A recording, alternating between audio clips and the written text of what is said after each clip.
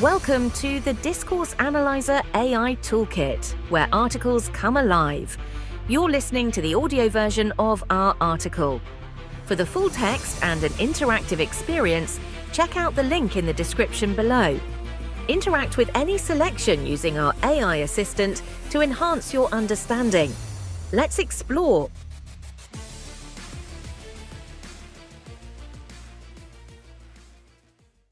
Case studies in Foucauldian Discourse Analysis. Foucauldian Discourse Analysis provides a compelling lens through which to examine historical and contemporary texts, revealing the deeply entrenched relationships between power, knowledge, and societal structures. Through case studies like The History of Sexuality, Discipline and Punish, Madness and Civilization, and The Birth of the Clinic, Michel Foucault demonstrates how discourses, whether about sexuality, punishment, mental illness, or medical practices, construct and are constructed by power dynamics within society. These seminal works not only highlight the role of discourse in shaping human behavior and institutional frameworks but also showcase the methodology of Foucauldian analysis in practice. This discussion explores these case studies to understand how Foucault applies his theoretical frameworks to specific historical and social contexts, providing insights into the mechanics of power and discourse. 1. The History of Sexuality. The History of Sexuality by Michel Foucault is an exemplary case study for illustrating the application of Foucauldian discourse analysis. This seminal work explores how discourses related to sexuality are constructed and how they function within various power structures to shape societal norms, behaviors, and identities. Foucault's analysis delves into the evolution of sexual discourse over time, emphasizing the relationship between power, knowledge, and the body. Here's a breakdown of how Foucault's methodologies are applied in this work to analyze the discourse of sexuality. 1. Key themes in The History of Sexuality. Repressive hypothesis. Foucault challenges the repressive hypothesis, which suggests that Western society has historically repressed sexuality. Instead, he argues that discourse on sexuality has proliferated over the centuries, pointing out that what seems like repression is actually a subtle form of power that produces more discourse. Power and knowledge. Foucault explores how knowledge about sexuality is not merely reflective of societal norms but is instrumental in shaping those norms. He examines the role of various institutions such as psychiatry, medicine, and law in constructing knowledge about sexuality, which in turn directs how individuals think about and practice their sexuality. Biopower and governmentality. This work introduces the concept of biopower, which refers to the governance of populations through regulatory controls on biological processes. Foucault shows how biopower is exercised through the regulation of sexuality, such as in measures for population control, public health, and moral hygiene. Technologies of the self. Foucault discusses how individuals internalize societal norms and exercise power over themselves by regulating their own sexual behavior according to these norms. This concept is crucial for understanding the internalization of power and the formation of self-identities. 2. Methodological approaches used in The History of Sexuality. Genealogical analysis. Foucault employs his genealogical method to trace the evolution of sexual discourse. He identifies the shifts in discourse from the Christian confessional practices to the proliferation of medical and psychological discourses on sexuality in modern times. Discursive practices analysis. He analyzes the statements, practices, and institutions that produce discourses on sexuality. Foucault looks at how these discourses categorize and define sexuality, thus influencing both public policies and individual behaviors. Examination of power relations. Throughout the text, Foucault explores how power operates through discourses of sexuality. He meticulously examines how power circulates within society, not only top-down from institutions to individuals but also through everyday interactions and self-surveillance. 3. Implications of Foucault's analysis. Foucault's analysis in The History of Sexuality has profound implications for understanding modern identities and societal norms. It challenges the notion that sexuality is a natural element of human identity and instead argues that it is deeply shaped by historical and social forces. This perspective opens up critical discussions about the role of power in the construction of knowledge and personal identity, encouraging a re-evaluation of how society governs not only behaviors but also desires and identities. The History of Sexuality is a pivotal case study for applying Foucauldian discourse analysis, offering insights into the complex interplay between power, knowledge, and sexuality. Through this work, Foucault demonstrates how discourse analysis can uncover the underlying power structures that shape seemingly personal and private realms of life, such as sexual behavior and identity. This case study is essential for anyone exploring the intersections of power, knowledge, and societal norms, providing a framework for analyzing how discourses operate across different domains of life. 2. Discipline and Punish. Discipline and Punish. The Birth of the Prison by Michel Foucault is another influential work that uses Foucauldian discourse analysis to explore the evolution and mechanisms of penal institutions. In this study, Foucault examines how penal discourses contribute to the formation and functioning of institutions like prisons, highlighting the complex relationship between power, knowledge, and disciplinary mechanisms. His analysis reveals how disciplinary power and knowledge are embedded within and propagated through institutional practices, shaping individual behaviors and larger social structures. 1. Key themes in Discipline and Punish. Surveillance and Panopticism.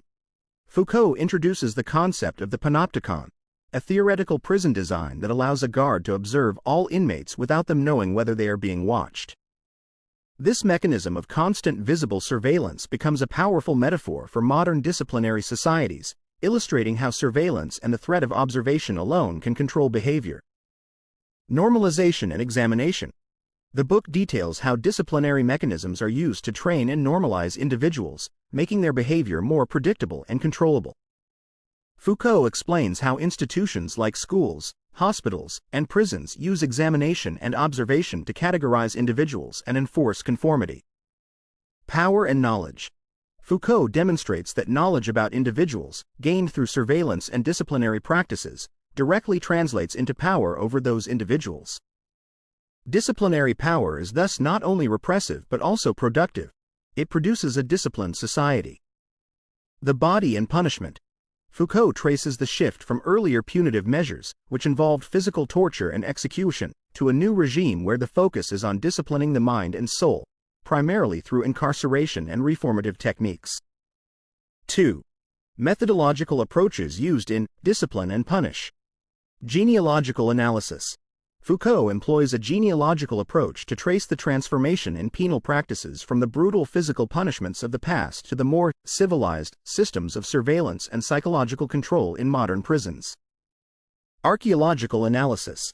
He explores the layers of discourse that have historically constituted the penal system, examining how these discourses have shaped practices within penal institutions and influenced societal attitudes toward crime and punishment.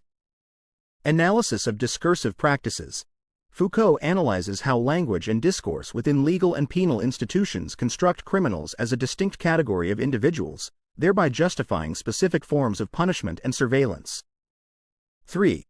Implications of Foucault's analysis. Foucault's insights in Discipline and Punish challenge traditional views of the prison system and offer a critical lens through which to view the role of institutions in shaping social order and individual identity. By showing how penal institutions function not just to punish but also to produce disciplined subjects, Foucault opens up discussions about the nature of power, authority, and the social construction of criminality.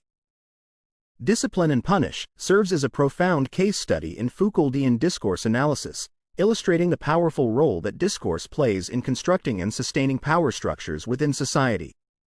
Foucault's analysis goes beyond the simple study of prisons to question the fundamental relationships between power, knowledge, and social order.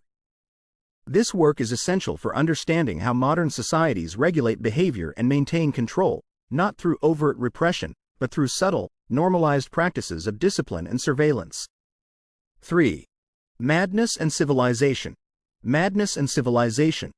A History of Insanity in the Age of Reason by Michel Foucault offers a compelling exploration of how the discourse on mental illness has evolved across different historical periods. This work exemplifies Foucauldian discourse analysis by demonstrating how discourses do not merely describe madness but actively construct and define what is considered madness. It also shows how these constructions serve to marginalize and control those labeled as mad, underscoring the significant role of language and discourse in shaping social practices and institutions. 1. Key themes in Madness and Civilization. Construction of madness. Foucault challenges the idea that madness is a timeless and natural category. Instead, he argues that what is considered madness is a product of specific historical and cultural contexts, shaped by changes in medical knowledge, legal practices, and societal attitudes. Exclusion and confinement. The book details how, with the advent of the Age of Reason, society began to exclude the mad from the social body, confining them in newly established asylums. This shift reflects broader changes in how society dealt with deviation and disorder. The role of the asylum. Foucault examines the asylum not just as a place of care but as an institution that reflects and reinforces societal norms through the exercise of power over the mad. The asylum emerges as a key site for the exercise of a new kind of power over individuals, a therapeutic power that seeks to correct and normalize. The power-knowledge nexus. The treatment of madness, according to Foucault, illustrates the power-knowledge nexus, where power shapes knowledge about madness and that knowledge, in turn, justifies interventions upon the mad. This relationship is evident in the ways psychiatric knowledge categorizes and treats madness. 2. Methodological approaches used in Madness and Civilization. Archaeological analysis. Foucault conducts an archaeological dig into the historical discourses surrounding madness, uncovering the layers of thought that have defined and redefined madness over centuries. Genealogical method. He traces the genealogy of the modern medical and institutional treatment of the mad, showing how these practices are rooted in a complex history of social, economic, and intellectual changes. Analysis of discursive practices. Foucault scrutinizes the practices within asylums and other institutions to reveal how discourses of madness are enacted and reinforced through routines, treatments, and the architecture of confinement itself. 3. Implications of Foucault's analysis. Madness and Civilization challenges the reader to reconsider the naturalness of categories like sanity and insanity. Foucault's analysis shows that our understanding of mental illness is deeply embedded in historical contingencies, which influence how individuals are categorized, treated, and managed by societal institutions. This realization opens up critical questions about current practices in mental health care and the ongoing stigmatization of mental illness. As a case study in Foucauldian Discourse Analysis, Madness and Civilization demonstrates the power of discourse to shape reality, influence behavior, and establish norms. By detailing how the treatment and perception of madness have been constructed and transformed, Foucault provides a powerful critique of both historical and contemporary approaches to mental illness. This work not only highlights the arbitrary lines between sanity and madness but also encourages a deeper understanding of how societal power operates through the institutions and languages that define normalcy and abnormality. 4. The birth of the clinic. The birth of the clinic. An Archaeology of Medical Perception by Michel Foucault offers an insightful examination of the discourses within the medical field that have shaped the modern conception and organization of medical practices and authority. This work is a profound application of Foucauldian discourse analysis, particularly through its focus on how knowledge and power are produced, circulated, and institutionalized in medical contexts. 1. Key themes in The Birth of the Clinic. Medical gaze. One of the central concepts introduced by Foucault in this book is the medical gaze. This term encapsulates the depersonalizing and clinical way in which medical professionals observe and diagnose patients. Foucault argues that the development of this gaze was crucial in establishing medicine as a scientific field and in shaping modern medical practices. Shift from disease to diagnosis. Foucault details a fundamental shift in the way doctors approached illness, from viewing diseases as generalized conditions that existed across all bodies to diagnosing them as specific to individual bodies. This shift marked the emergence of modern clinical medicine, which focuses on the visible signs in a patient's body to understand and classify diseases. Emergence of the clinic. The book explores how the institution of the clinic itself became a pivotal site for the production of medical knowledge. It was not just a place for treatment but also for teaching and research, where the body was made visible and knowable in new ways that supported the authority and knowledge of the medical profession. Authority in medical knowledge. Foucault investigates how authority in medical knowledge was established.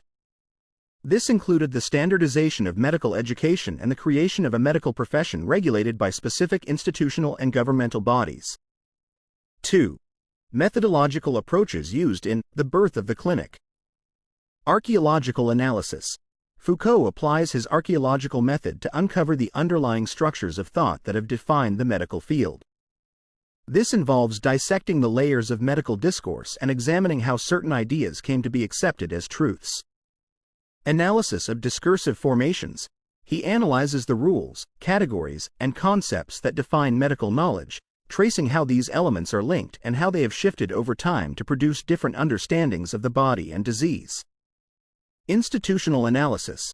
Foucault looks at how institutions like the hospital played a crucial role in shaping medical discourse, not only by enforcing standards and practices but also by embodying the new medical gaze through their architecture and routines. 3. Implications of Foucault's analysis. The Birth of the Clinic profoundly impacts how we understand the development and current structure of medical practice. By highlighting the historical contingencies and discursive constructions that underpin medical knowledge, Foucault invites us to question the objectivity and neutrality of medical authority. This critical perspective is crucial for current debates in medical ethics, healthcare policy, and the philosophy of medicine.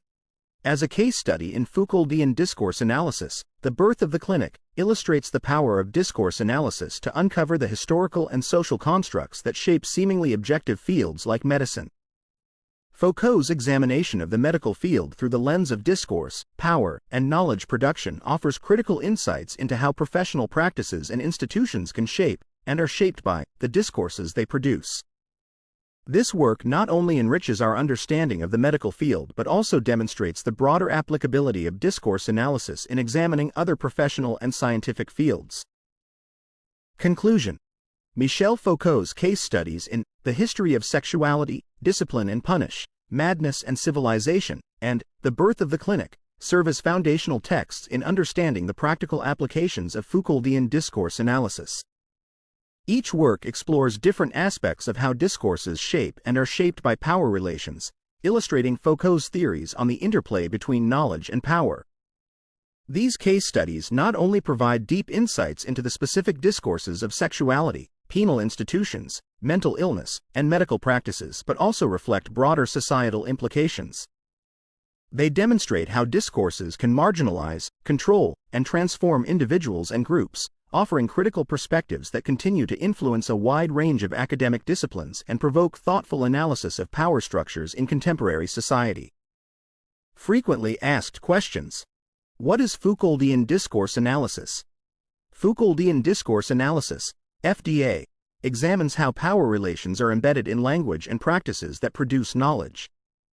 This analysis focuses on the ways discourses shape societal structures, individual behaviors, and the relationships between knowledge and power. How does Foucault define discourse? For Foucault, discourse is more than just spoken or written language. It is a system of representation and practices that form the objects of knowledge, influence social practices, and maintain power structures. What are the key features of power in Foucault's analysis? Foucault views power as pervasive, productive, and bound up with knowledge. Power is not just repressive but also creates realities, shaping what is true and who has authority within society. What does Foucault mean by power, knowledge? Power, knowledge, refers to the concept that power and knowledge are not only interconnected but that they also create and sustain each other. Knowledge shapes and is shaped by power relations, influencing social norms and individual behaviors. How does The History of Sexuality illustrate Foucauldian discourse analysis? In The History of Sexuality, Foucault explores how discourses around sexuality are formed and how they serve to regulate human behaviors and desires through various institutions, illustrating the dynamic interplay between power and knowledge. What insights does Discipline and Punish provide into Foucauldian analysis? Discipline and Punish shows how penal systems use surveillance and disciplinary mechanisms to transform and control individuals, highlighting the role of institutions in creating discourses that sustain power dynamics. How does Foucault address mental illness in Madness and Civilization? Foucault traces the historical treatment and discourse surrounding mental illness, showing how what is deemed madness is contingent on societal structures and discourses, which marginalize and control individuals deemed mad. What role do institutions play in Foucauldian discourse analysis, as seen in The Birth of the Clinic? The Birth of the Clinic examines how medical institutions and practices create discourses that define health and illness, showcasing how professional and institutional settings are critical in shaping knowledge and exercising power. How does Foucault's concept of biopower relate to his other works? Biopower, discussed in The History of Sexuality, relates to how modern states regulate their citizens through practices that ensure health, hygiene, and other norms. It is a concept that connects across Foucault's works, emphasizing how power is exerted on both collective and individual levels. What are the implications of Foucault's theories for contemporary social analysis? Foucault's theories offer tools to critically analyze how discourses influence societal norms, behaviors, and institutions. By understanding the mechanisms through which discourses operate, contemporary social analysis can better address issues of power, control, and resistance in various societal contexts.